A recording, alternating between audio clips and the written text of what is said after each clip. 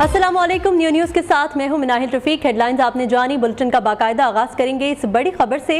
नून league का mission Balochistan. मुस्लिम league नून के कायद मियां नवाज शरीफ कोयटा पहुंच गए। एयरपोर्ट पर मकामी रहनुमाओं ने मियां नवाज शरीफ का इस्तकबाल किया, जिसके बाद उन्हें काफिले की सूरत में होटल में लाया गया।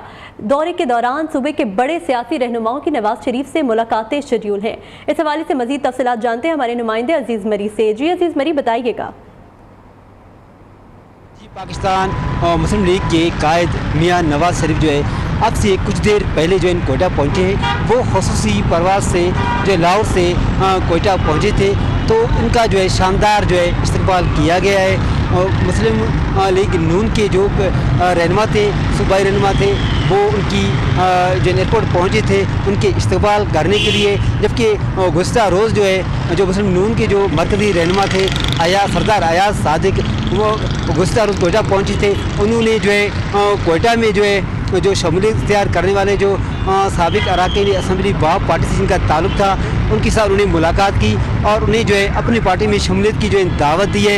इसके अलावा अगर मैं आपको ये भी बता दूं, इसमें जो पाकिस्तान पीपल्स पार्टी के जो रहनुमा थे जिनका ताल्लुक़ जो पहले बाप पार्टी से था, उन्होंने वहाँ से जो है इस्तीफ़ा देकर ये लोग जो है जिनमें जो है फाइक अली जमाली और सलीम खान खोसा पीपल्स पार्टी में शामिल हो गए थे। चंद रोज़ कबल उन्होंने पीपल्स पार्टी को भी हैदराबाद किया था। उसके बाद वो जो है कोयटा में जो है अयाज सादिक से मिले। अभी यहाँ की जो मुख्तलिफ जो अरकान असम्बली है, वो शाम को 6 बजे इनका जो वक्त रखा गया है मकामी होटल में, उनसे जो है मुलाकातें करेंगे।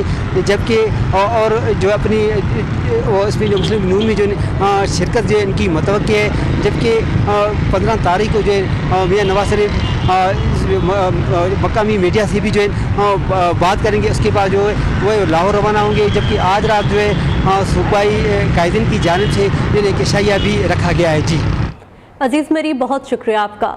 नून लीग सहारा न ढूंढे, अपने बलबूते पर सियासत करे। मियां साहब सिर्फ लाहौर पर फोकस करें। चेयरमैन पीपल्स पार्टी का नवाज शरीफ को मशवरा।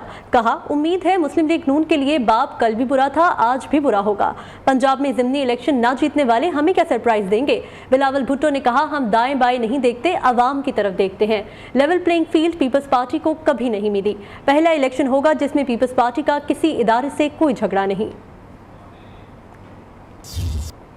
प्लेइंग फील्ड पाकिस्तान पीपल्स पार्टी को कभी नहीं मिली। जो ये गालम गलोच की सियासत है, जो इल्जामात की सियासत है, जो इंतकाम की सियासत, ये ना मेरा ट्रेनिंग रहा है और ना मैं समझता हूं कि आगे जाके इन सूरत हाल में पाकिस्तान तरक्की कर सकता है। हम पाकिस्तान पीपल्स पार्टी के बलबूते पे भी इलेक्शंस लड़ रहे हैं और ख्वाहिश तो यही होगा कि पाकिस्तान पीपल्स पार्टी की हुकूमत ही बने।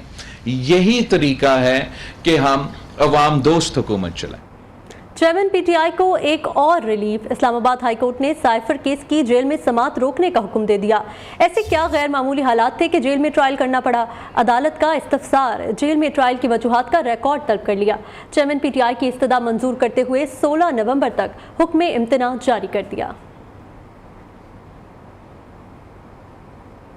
इस्लामाबाद हाई कोर्ट ने चेयरमैन पीटीआई के अलकादिर ट्रस्ट केस और तोशाखाना केस में चेयरमैन पीटीआई की जमानत बहाली की दरख्वास्त पर फैसला महफूज कर लिया है। इस हवाले से मजीद तफसीलात जानते हैं हमारे नुमाइंदे ज़ीशान सैयद से। जी ज़ीशान, बताइएगा। जी बिल्कुल, इस्लामाबाद हाई कोर्ट में चेयरमैन पीटीआई के 2 दरख्वास्तों पर फैसला महफूज हो गया। एक दरख्वास्त जो तोशाखाना तहाइफ से मुतल्लिक था और दूसरी दरख्वास्त अलकादर ट्रस्ट केस जो है उसकी थी, जिस पर अभी दलाइल मुकम्मल होने पर फैसला महफूज कर लिया गया। नए प्रोसिक्यूशन की जानिब से अदालत को बताया गया कि चेयरमैन पीटीआई की जो अलकादर ट्रस्ट केस है उसमें गिरफ्तारी डाली गई है, लेकिन जो दूसरी केस है उसमें अभी फिलहाल गिरफ्तारी नहीं डाली गई। जिस पर चेयरमैन पीटीआई की वकील ने अदालत को बताया कि जिस केस में गिरफ्तारी डाली गई है, इसी केस में इस्लामाबाद हाई कोर्ट के अंदर से मेरे मौकिल की गिरफ्तारी हुई थी और सुप्रीम कोर्ट के लार्जर बेंच ने उस गिरफ्तारी को गैर कानूनी करार दिया था। जबकि जो दूसरा केस है तोशाखाना तहाइफ केस का जो हवाला दे रहे, जिस कानून का ये हवाला दे रहे, वो 2002 के कानून में ही मौजूद नहीं है। गलत बयान। ठीक है ज़ीशान सैयद अपडेट कर रहे थे, बहुत शुक्रिया आपका। आगे बढ़ें और आपको बताएं, पेट्रोलियम मसनूआत की आलमी सतह पर कीमतों में कमी, मुल्क में डॉलर तगड़ा हो गया। 16 नवंबर से मुल्क में डीजल पर रिलीफ, जबकि पेट्रोल महंगा होने का खदशा है। इस हवाले से मजीद क्या तफसीलात हैं, जानते हैं हमारे नुमाइंदे अशफाक मुगल से। जी अशफाक, बताइएगा क्या तफसीलात हैं। जी बिल्कुल, अगर गुज़श्ता 15 रोज़ की जो सूरत हाल को देखें तो जो आलमी सतह पर पेट्रोल की कीमतों में जो है वो कमी आई है, जबकि मुल्क में डॉलर की जो कदर में एक बार फिर इजाफा देखने को मिला है। 16 नवंबर से मुल्क में डीजल पर रिलीफ, जबकि जो पेट्रोल महंगा होने का खदशा है। जो मार्केट ज़राए है उसके कहना है कि एक्सचेंज रेट के तहत जो मुल्क में डॉलर तगड़ा होने से बड़ा रिलीफ नहीं मिल सकेगा, जबकि ये आइंदा 15 रोज़ के लिए पेट्रोल की फी लीटर जो कीमत में 2 से 3 रुपये इजाफे का इम्कान है, जबकि ISP डीजल पर 8.5 रुपये तक रिलीफ का जो इम्कान है। तो इस हवाले से बताया जा रहा है कि अभी जो ओगरा ने की समरी जो तैयार करनी है। जी ठीक है, अशफाक मुगल आगाह कर रहे थे, बहुत शुक्रिया आपका। खेल के मैदान से खबर शामिल करें। Chairman PCB management committee Zaka Ashraf ने पाकिस्तान क्रिकेट टीम की सिलेक्शन कमेटी को फारिग कर दिया। कमेटी में अबूरी चीफ सिलेक्टर तौसीफ अहमद, वजाहतुल्लाह वासी और वसीम हैदर शामिल थे। नई सिलेक्शन कमेटी का ऐलान जल्द किया जाएगा। मजीद तफसीलात जानते हैं नुमाइंदा न्यूज़ लाहौर चिराग बलोच से। जी चिराग, बताइएगा।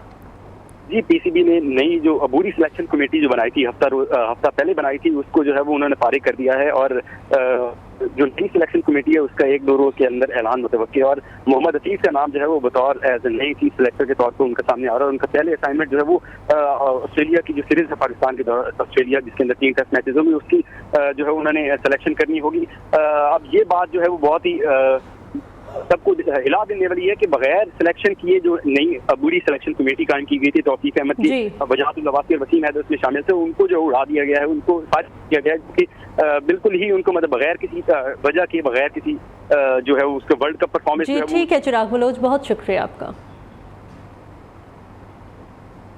खबरें और भी होंगी इस ब्रेक के बाद। निगरान वज़ीर आज़म अनवारुल हक काकड़ से निगरान वज़ीर आला खैबर पख्तूनख्वा अरशद हुसैन की मुलाकात। सूबे के इंतजामी अमूर, अमन अमान की सूरत हाल और स्मगलिंग की रोकथाम पर बातचीत।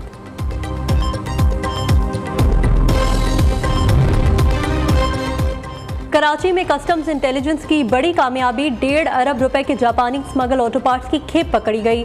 डायरेक्टर कस्टम इंटेलिजेंस कहते हैं 7 रोज की लगातार रेकी के बाद कामयाबी मिली। और ननकाना साहब में राइस डीलर के घर डकैती की बड़ी वारदात, 12 मुसल्लह डाकू घर से 80 तोले तलाई जेवरात, 8,000 यूरो और 37 लाख रुपए नकदी ले उड़े।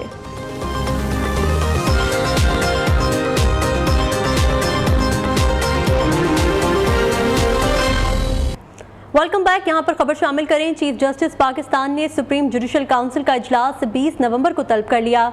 ज़राए का कहना है कि इजलास में जस्टिस मज़ाहिर नकवी और जस्टिस सरदार तारिक के खिलाफ शिकायत का जायजा लिया जाएगा। इजलास में जस्टिस मज़ाहिर नकवी के एतराज़ात पर भी गौर किया जाएगा। चीफ जस्टिस पाकिस्तान ने सुप्रीम जुडिशल काउंसिल का इजलास 20 नवंबर को तलब कर लिया है। ज़राए का कहना है कि इजलास में जस्टिस मज़ाहिर नकवी और जस्टिस सरदार तारिक के खिलाफ शिकायत का जायजा लिया जाएगा। इजलास में जस्टिस मज़ाहिर नकवी के एतराज़ात पर भी गौर किया जाएगा। इस हवाले से मज़ीद तफसीलात जानते हैं सईद बलोच से। जी सईद बलोच, आगाह कीजिएगा। जी, चीफ जस्टिस पाकिस्तान और सुप्रीम जुडिशल काउंसिल के चेयरमैन जस्टिस काजी फायज ईसा की जानिब से 20 नवंबर को सुप्रीम जुडिशल काउंसिल का एक अहम इजलास तलब किया गया है। ज़राए के मुताबिक इजलास में जस्टिस मज़ाहिर नकवी और जस्टिस सरदार तारिक मसूद के खिलाफ शिकायत का जायजा लिया जाएगा। इसके अलावा इजलास में जस्टिस मज़ाहिर नकवी के उन एतराज़ात पर भी गौर किया जाएगा जो गुज़श्ता दिनों उनकी जानिब से सुप्रीम जुडिशल काउंसिल के 3 मेंबरान पर उठाए गए थे। इसके अलावा इजलास में जो जस्टिस सरदार तारिक मसूद के खिलाफ जो शिकायत कुनंदा थे उनसे अदालत ने, सुप्रीम जुडिशल काउंसिल ने मजीद शवाहिद तलब किए थे। उन शवाहिद का भी इजलास के दौरान जायजा लिया जाएगा। इसके अलावा सुप्रीम जुडिशल काउंसिल ने जस्टिस मज़ाहिर नकवी को शोकॉज नोटिस जारी किया था, जिसके जवाब में 10 नवंबर को जस्टिस मज़ाहिर नकवी की जानिब से 18 सफ़ात पर मुश्तमिल अपना तहरीरी जवाब सुप्रीम जुडिशल काउंसिल को भिजवाया। ठीक है सईद बलोच, बहुत शुक्रिया आपका। कराची में कस्टम इंटेलिजेंस की बड़ी कामयाबी सामने आई है। 1.5 अरब रुपए मालियत के जापानी स्मगल्ड ऑटो पार्ट्स की खेप पकड़ ली। डायरेक्टर कस्टम इंटेलिजेंस हबीब अहमद वड़ाइच कहते हैं ऑटो पार्ट्स की स्मगलिंग की आड़ में मनी लॉन्ड्रिंग का भी शुबा है। इस हवाले से मजीद तफसीलात जानते हैं काशिफ मुनीर से। जी काशिफ मुनीर, अपडेट कीजिएगा। देखिए जी, ये डायरेक्टर कस्टम इंटेलिजेंस ने एक प्रेस कॉन्फ्रेंस की, उसने बताया है कि जापानी स्मगल्ड ऑटो पार्ट्स की जो है ना एक बड़ी खेप पकड़ी गई है, जिसकी मालियत जो है वो 1.5 अरब रुपया बनती है। इसमें छापे में साथ ये भी बताया गया है कि 7 दिन तक इसकी लगातार रेकी की गई है और जो 3 माह के अंदर जो कस्टम इंटेलिजेंस ने कार्रवाई की है, ये 4 अरब रुपए की स्मगलिंग की जो अशिया है वो जब्त की गई है। साथ में ये भी कहा गया है कि ऑटो पार्ट्स की स्मगलिंग के केस में जो है वो मनी लॉन्ड्रिंग का भी शुबा है और इस केस में अभी तक तो ताहाल गिरफ्तारी नहीं हुई है, ताहम इस पर जो है वो काम किया जा रहा है। एयरपोर्ट पर जो 13 करोड़ मालियत के जो आईफोन पकड़े गए थे उसकी भी तहकीकात जारी है और मोबाइल फोन केस की तहकीकात में मनी लॉन्ड्रिंग के तहत भी जो है वो तहकीकात की जा रही है। जी ठीक है काशिफ मुनीर, बहुत शुक्रिया आपका। साबिक vice chancellor UET Lahore doctor Mansoor Sarwar के खिलाफ बेज़ाब्तगियों की तहकीकात शुरू कर दी गई। शहरी अल्ताफ यूनुस खान ने 6 सफ़ात पर मुश्तमिल दरख्वास्त director anti corruption Lahore region को अरसाल कर दी, जिसमें इल्ज़ाम लगाया गया कि डॉक्टर मंसूर सरवर ने अपने दौर के आखिरी माह यूनिवर्सिटी में धड़ाधड़ भर्तियाँ की। सिलेक्शन बोर्ड के जरिए 67 अफराद की तरक्कियों और भर्तियों की मंजूरी दी। इस हवाले से मजीद तफसीलात जानते हैं राशिद मंसूर से। जी राशिद, बताइएगा क्या तफसीलात हैं आपके पास? देखें, ये यूनिवर्सिटी ऑफ इंजीनियरिंग एंड टेक्नोलॉजी के साबिक vice chancellor doctor Mansoor Sarwar के खिलाफ जो है वो बेज़ाब्तगियों का मामला है, इंतजामी और माली। यूनिवर्सिटी में गैर कानूनी भर्तियों और माली बेज़ाब्तगियों की तहकीकात के लिए एंटी करप्शन में जो है वो दरख्वास्त जमा करवा दी गई है। शहरी अल्ताफ यूनुस खान है जिन्होंने 6 सफ़ात पर मुश्तमिल जो है वो दरख्वास्त director anti corruption Lahore region को अरसाल की है। दरख्वास्त में ये इल्ज़ाम लगाया गया है कि डॉक्टर मंसूर सरवर ने अपने दौर के आखिरी माह में यूनिवर्सिटी में धड़ाधड़ जो है वो भर्तियाँ की हैं, जबकि डॉक्टर मंसूर सरवर ने सिलेक्शन बोर्ड के जरिए 67 अफराद जो हैं उनकी प्रमोशंस की हैं और भर्तियां जो हैं उनकी मंजूरी दी है। गैर कानूनी और सियासी बुनियादों पर भर्ती होने वाले अफराद में टीचिंग और नॉन टीचिंग स्टाफ जो है वो भी शामिल हैं, ये भी दरख्वास्त में लिखा गया है। जबकि मजीद उसमें लिखा गया है कि डॉक्टर मंसूर सरवर के दौर के आखिरी दिनों में होने वाले। ठीक है राशिद मंजूर, बहुत शुक्रिया आपका। खबरें और भी होंगी इस ब्रेक के बाद। Welcome back. यहाँ पर अहम खबर शामिल करें। एशिया कप और वर्ल्ड कप में नाकामी, पीसीबी ने कप्तान, कोच और टीम डायरेक्टर को तलब कर लिया। Chairman management committee Zaka Ashraf ने कप्तान बाबर आजम को कल मुलाकात के लिए बुलाया है। Zaka Ashraf team director Mickey Arthur से भी अलग मुलाकात करेंगे। मजीद जानते हैं जाहिद गफ्फार से। जी जाहिद, बताइएगा। देखिए, बिल्कुल chairman management committee Zaka Ashraf action के अंदर हैं और उन्होंने कल बाबर आजम को, टीम के हेड कोच और टीम डायरेक्टर मिकी आर्थर को तलब किया है और मिकी आर्थर 16 नवंबर को आना था, लेकिन उन्होंने पहले ही तलब कर लिया है और वो इन मुलाकातों के बाद जो है वो मुस्तकिल के फैसले करेंगे।